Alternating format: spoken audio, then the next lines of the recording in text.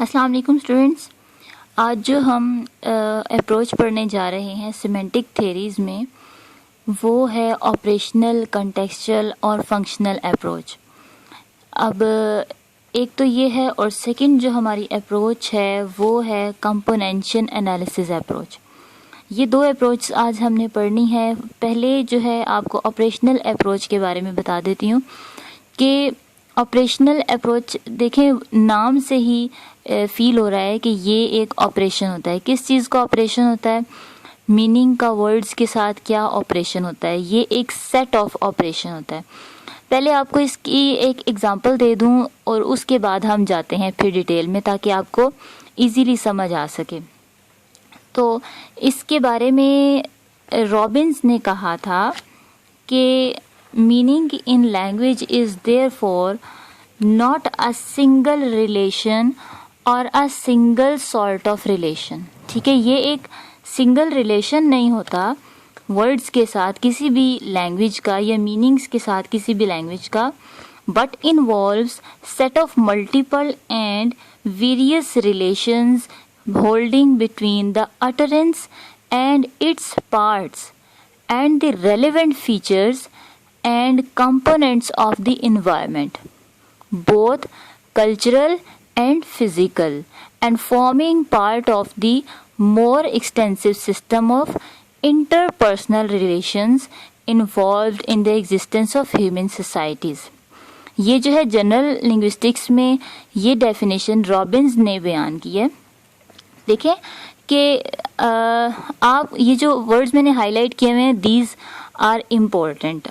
अच्छा, अब वो ये कह रहा है कि मल्टीपल सेट में जो है मल्टीपल मीनिंग होते हैं। ठीक है, फॉर एग्जांपल आप एक वर्ड लें, उस एक वर्ड की जो कैटेगरी है उसमें उसके रिलेशन के साथ बहुत सारे वर्ड्स आते हैं। ठीक है, एक वर्ड की कैटेगरी में बहुत से वर्ड्स आते हैं उसके रिलेशन, लेकिन ये सिचुएशन की गेम होती है कि आप किस सिचुएशन में कैसी जो है किस वर्ड को आप सिचुएशन के अकॉर्डिंग यूज़ कर रहे हैं। अब वो यही कह रहा है कि holding between utterances and its parts. ठीक है, आप जो बोल रहे हैं और उसके पार्ट्स कौन कौन से आ रहे हैं बीच में, रेलिवेंट फीचर्स उसके कौन से आ रहे हैं बीच में।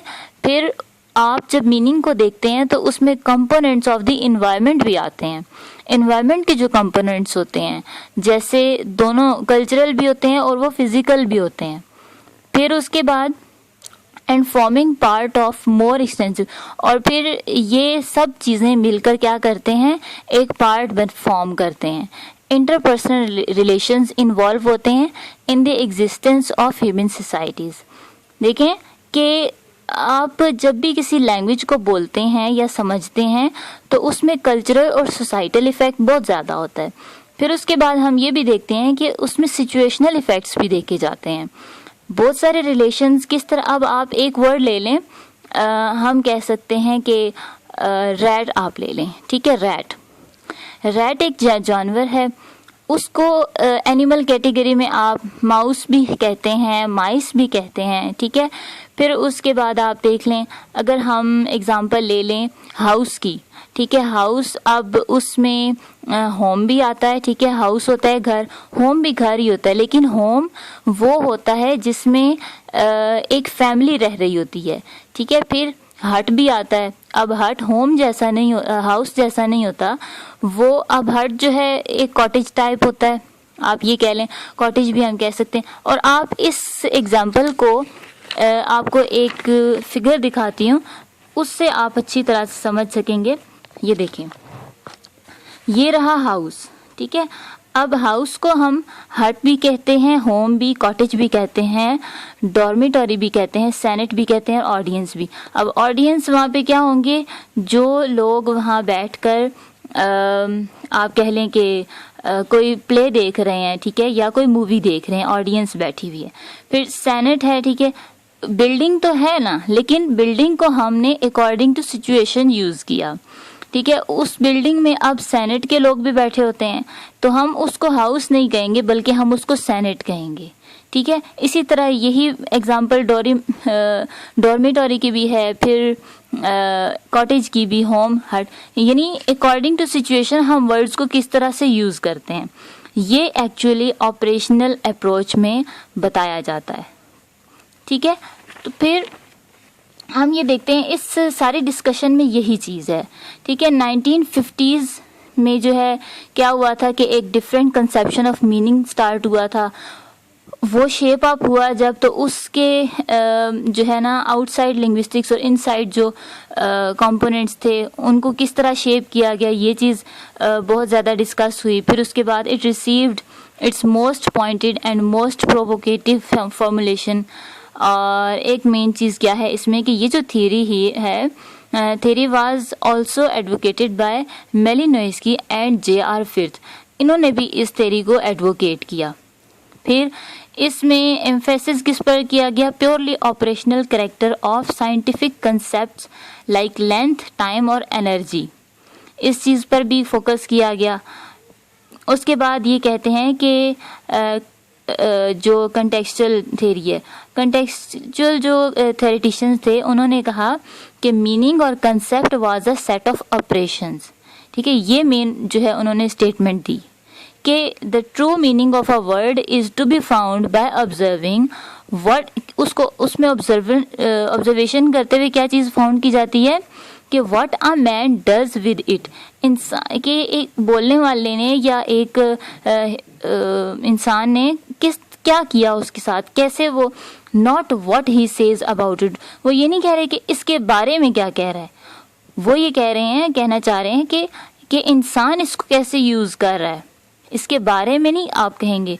So the meaning of a word is it's use in the language, तो जो मीनिंग होता है वर्ड का वो लैंग्वेज में यूज होता है, ये नहीं कि मीनिंगलेसनेस होती है उसमें।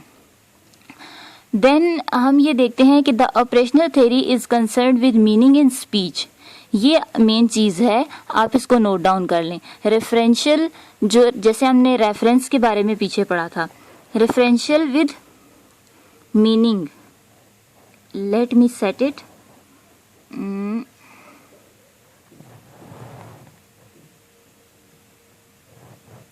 ओके, तो वो ये कह रहे हैं कि theory is concerned with meaning in speech. ठीक है, फिर रेफरेंशियल हम देखते हैं with meaning in language, referential में हम लैंग्वेज का मीनिंग सर्च करते हैं। ठीक है, रेफरेंसेस हम उसमें ढूंढते हैं। फिर फंक्शनल अप्रोच में हम क्या कहते हैं, ट्रीट्स वर्ड्स एज टूल, हम फंक्शनल अप्रोच में वर्ड्स को एज ए टूल यूज करते हैं। फिर incorporates the speaker and hearer, अब ये क्या कहता है कि इनकॉर्पोरेट करता है स्पीकर और हियरर को।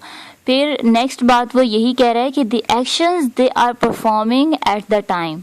ठीक है, उन एक्शंस को भी काउंट किया जाता है, उनकी इनकॉर्पोरेशन को, उनकी परफॉर्मेंस को, and various external objects and events, और जो एक्सटर्नल ऑब्जेक्ट्स और इवेंट्स हैं उनको भी काउंट किया जाता है उसमें।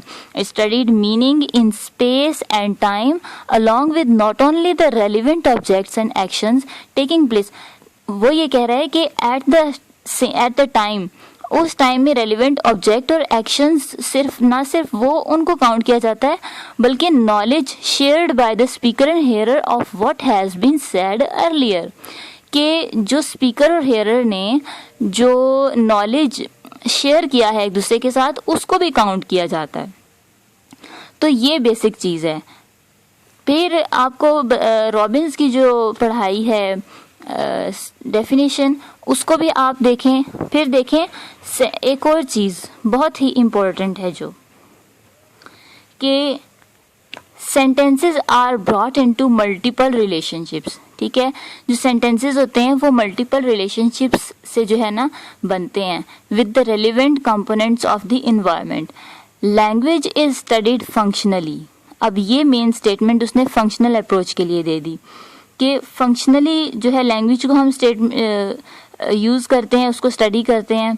फिर to mention only a few uses of language one can distinguish poetry of all kind. अब ये एग्जांपल उसने दे दी कि पोइट्री की अगर हम एग्जांपल लेते हैं तो पोइट्री में वो क्या करता है कि डिफरेंट काइंड्स होती हैं, डिफरेंट टाइप्स की पोइट्रीज होती हैं। काइंड्स उसमें कौन कौन से आ जाती हैं, ये वर्ड है रेटोरिक, सॉरी ठीक है। यहाँ पे आर होगा रेटोरिक, पोइट्री, नैरेटिव, ठीक है, राइटिंग्स में जो चीज़ें आती हैं, हिस्टोरिकल रिकॉर्ड होते हैं, उसमें रिचुअल्स एंड सरमोनियल अटरेंसेस होती हैं, the forms of legal, political, commercial and administrative operations, the professional intercourse of technical, learned and academic persons. J.R. Fitch has अब ये सारी चीज़ें जो है राइटिंग्स में आती हैं, ठीक है। लैंग्वेज जो आप फंक्शनली यूज़ करते हैं, देखिए हर चीज़ में सेम चीज़ यूज़ नहीं होती। पोइट्री डिफरेंट टाइप की है, ठीक है, नरेशन डिफरेंट टाइप की होती है, फिर कमर्शियल लैंग्वेज डिफरेंट होती है। तो ये सारी चीज़ें उनके फंक्शनल वे में, लैंग्वेज के फंक्शनल वे में ये यूज़ होती हैं कि एक कमर्शियल लैंग्वेज कैसी होती है, पॉलिटिकल लैंग्वेज कैसी होती है। तो इन सब लैंग्वेजेस में डिफरेंस है, ठीक है। ये एक्चुअली वो फंक्शनल अप्रोच में ये कहना चाह रहा है। अब उसने जो सजेस्ट किए हैं कौन कौन से पॉइंट्स उसने एक आउटलाइन दी है हमें, वो किस कैटेगरी में दी है। उसने कहा है कि to bring the utterance and its parts into relationship, ठीक है, कि उसमें उसने कौन कौन सी कैटेगरी दी हैं। ये 3 कैटेगरीज दी हैं, जिसमें से एक है the relevant features of participants, ठीक है, रेलिवेंट फीचर्स। सेकंड है द रेलिवेंट ऑब्जेक्ट्स। अब रेलिवेंट फीचर्स में वर्बल एक्शन भी आते हैं और नॉन वर्बल एक्शंस भी आते हैं। सेकंड में रेलिवेंट ऑब्जेक्ट्स वो कह रहा है। थर्ड में वो कहता है effect of the verbal action, आप जो वर्बल एक्शन कर रहे हैं उसका इफेक्ट क्या होगा। फिर उसके बाद देखें जैसे हाउस की, यहाँ जैसे आपको मैंने एग्जांपल दी थी वही चीज़ है ये। अच्छा, नेक्स्ट अब हम देखते हैं हमारी componential analysis approach. Componential analysis approach में वो ये कहता है कि इसको किसने, इस थ्योरी को लिंग्विस्टिक्स में डेवलप किया था, कैट्स एंड फोडर। फिर उसके बाद वेनरेज ने, बेयरवेश ने, और इसके अलावा मज़ीद और लोग भी थे जिन्होंने इसको डेवलप किया था डिफरेंट ईयर्स में। अच्छा, it is a technique for the economical statement of certain semantic relations between lexical items and between sentences containing them. कि क्या कह रहा है कि जो इकोनॉमिक एक टेक्निक है ये इकोनॉमिकल स्टेटमेंट की ऑफ सर्टेन सिमेंटिक रिलेशंस, किस चीज़ के दरमियान होते हैं ये semantic relations, lexical item and between sentences. Lexical item आपको पता है कि किस तरह फ्रेजेस या वर्बल जो वर्ड के लिहाज से जो मीनिंग होते हैं वो लेक्सिकल आइटम्स होते हैं, या फिर आप कह लें कि नाउन फ्रेजेस या फ्रेज मार्कर वगैरह, उस हिसाब से ये लेक्सिकल आइटम्स इसके यूज़ होते हैं। फिर उसके बाद सेंटेंसेस जो कंटेन होते हैं उनके बीच में, इसको हम स्ट्रक्चरल वे में भी देखते हैं और सेपरेटली भी देखते हैं, ठीक है। कंपोनेंशियल एनालिसिस है, कंपोनेंट, ठीक है, ये पार्ट है एनालिसिस अप्रोच, तो इसमें सब पार्ट्स को स्टडी किया जाता है। It is an attempt to describe the structure of vocabulary in terms of a relatively small set of very general elements of meaning called components, markers और sememes, ठीक है। डिफरेंट इसमें कंपोनेंट्स आते हैं। आपको अब इसमें एक चीज़ लिखवाती हूँ, आप इसको रिटन कर लें। आपके पास कोई भी बुक है, नोटबुक है, रजिस्टर है, कुछ भी, उस पर इसको नोट डाउन कर लें कि जो लेक्सिकल इजी जो लैंग्वेज है उसमें आपको लिखवा देती हूँ। This approach tells the relationship between lexical items, ठीक है, लेक्सिकल आइटम्स क्या हैं, वर्ड्स हैं, एंड सेंटेंसेस। फिर next sentence is it describes the structure of vocabulary in terms of its relation two components, ठीक है। अब कंपोनेंट्स क्या है, कंपोनेंट्स आर मार्कर और सिमीम्स एटसेट्रा, ये जो है आपके कंपोनेंट्स हैं, ठीक है। और देखें कि इसमें जो है it tries to discover the ultimate meaning of segments, segments के जो मीनिंग हैं, अल्टीमेट मीनिंग, उनको जो है ये डिस्कवर करता है, ठीक है। अब आप ये देख लें, इसमें हम ये देखें, इसमें आप देखते हैं कि एक रिलेशन क्या है, ठीक है, किस चीज़ का रिलेशन आप देखते हैं, किनशिप रिलेशन देखते हैं, ठीक है। किनशिप सिस्टम कैसे, रिलेटिव किस तरह होते हैं, प्रोनाउंस जो है इसमें प्रोनाउन सिस्टम आ जाता है, इसमें कलर टर्म्स आ जाते हैं। यानी आप कह लें कि एक हम क्या कह सकते हैं कि एक कंप्लीट जो है ना, एक आप कह लें कि एक सिस्टम बना हुआ होता है, ठीक है, कि एक चेन होती है, एक चीज़ दूसरी चीज़ के साथ कैसे कनेक्ट हो रही है, कनेक्टिविटी होती है।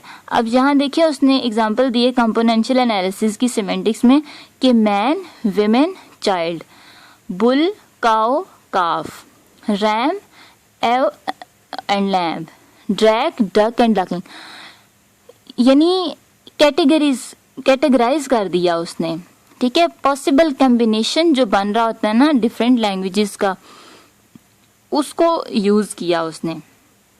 उसमें मेथड ये है कि आपने एक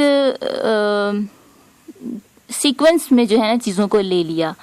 किस तरह से आप देखें, this equation bears proof to the fact that from the semantic point of view, the words man, women and child on the one hand and the other hand bull, cow and calf, these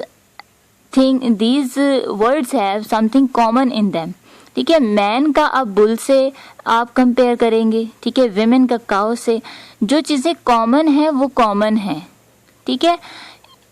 उन common categories में उसको semantic जो components है, componential analysis है, उसमें उसको रखा गया। फिर वो ये कहता है कि all have something in common, what man and bull have in common is not shared by women and cow, जो चीज़ मैन और बुल में कॉमन है वो विमेन और काउ में नहीं है। फिर जो चीज़ इन दोनों में कॉमन है वो चाइल्ड एंड काफ में कॉमन नहीं है, ठीक है। चाइल्ड और काफ की आपस की चीज़ें कॉमन है, यानी अब अगर आप कहते हैं कि बच्चा है तो वो भी तो काऊ का बच्चा है, ठीक है, और ये इंसान का बच्चा है, यानी ये दोनों बच्चे हैं, ये बच्चों की कैटेगरी में आएंगे, चाइल्ड कैटेगरी में, ठीक है। अब काफ को हम चाइल्ड तो नहीं कहेंगे ना, दैट इज कॉल्ड ओनली काफ। फिर आप विमेन लें और काऊ लें, उन दोनों में जो कॉमन चीज़ें वो डिस्क्राइब नहीं हुई, but they are of a same category. तो ये बेसिक चीज़ें हैं इन दोनों में। आई होप कि आपको समझ आया होगा इसमें कि in order to understand the meaning of a sentence, किसी भी सेंटेंस के मीनिंग को अंडरस्टैंड करने के लिए, एंड इट्स सिमेंटिक रिलेशन, ये जो हमने अभी पढ़ा है ये एक्चुअली क्या है, ये सिमेंटिक रिलेशन है, ठीक है। फिर to other expressions one must know not only the meaning of its lexical items, एक किसी भी चीज़ को या किसी भी वर्ड को या किसी लैंग्वेज को जानने के लिए, उसकी कंप्लीट जो इंफॉर्मेशन है उसको हासिल करने के लिए इट इज़ नॉट इम्पॉर्टेंट कि आपको सिर्फ लेक्सिकल एलिमेंट्स पता हों, बल्कि हाउ दे इंटर रिलेट, वो कैसे इंटर रिलेट करते हैं आपस में, ये भी पता होना चाहिए, ठीक है। अब आप इट को जाकर हिम की जगह पर रख दें तो ये तो रॉन्ग हो जाएगा, ठीक है। फिर आप अगर काउ को मैन की जगह रख दें तो ये भी रॉन्ग हो जाएगा। तो जो वर्ड्स हैं वो सेम कैटेगरी में यूज़ होंगे, चाहे वो लेक्सिकल एलिमेंट्स हों, लेकिन आपको उनका इंटर रिलेट होना पता होना चाहिए कि how they are interrelating to each other. Besides commonness of components, अब फिर एक और बात क्या आ गई कि कॉमननेस जो कंपोनेंट्स की है वो देखी जाती है। जैसे हमने मैन और बुल का कंपैरिजन किया, यानी they are of same category, the elements of the vocabulary are connected to each other by other relations such as pertinence relation, selection restrictions. अच्छा, सिलेक्शन रिस्ट्रिक्शंस किस तरह से कि फॉर एग्जांपल आप प्लूरल बनाते हैं, ठीक है, या आप कह लें कि आप मैस्कुलिन फेमिनिन लिखते हैं, आप मैस्कुलिन की जगह पे बुल को नहीं लिखेंगे और फेमिनिन की जगह आप फेमिनिन की जगह पे काऊ को बुल को नहीं लिखेंगे, और आप जो फेमिनिन है या मैस्कुलिन है उसकी जगह पे आप काऊ को नहीं लिखेंगे, ठीक है, ऑपोजिटली साइड पर आप नहीं लिखेंगे, सेम कैटेगरी में रखेंगे। तो ये चीज़ है कंपोनेंशियल एनालिसिस अप्रोच में सिमेंटिक्स को किस तरह से डील किया जाता है। Thank you so much. आपको आई होप कि समझ आया होगा। आपको अगर कुछ भी समझ नहीं आया तो आप कमेंट्स में मुझसे पूछ सकते हैं। नेक्स्ट जो हम वीडियो बनाने जा रहे हैं वो है अबाउट साइकोलिंग्विस्टिक्स। ये एक स्टूडेंट की डिमांड है, तो I hope you have to stay tuned. Thank you so much. अल्लाह हाफिज़। मिलते हैं नेक्स्ट वीडियो के साथ।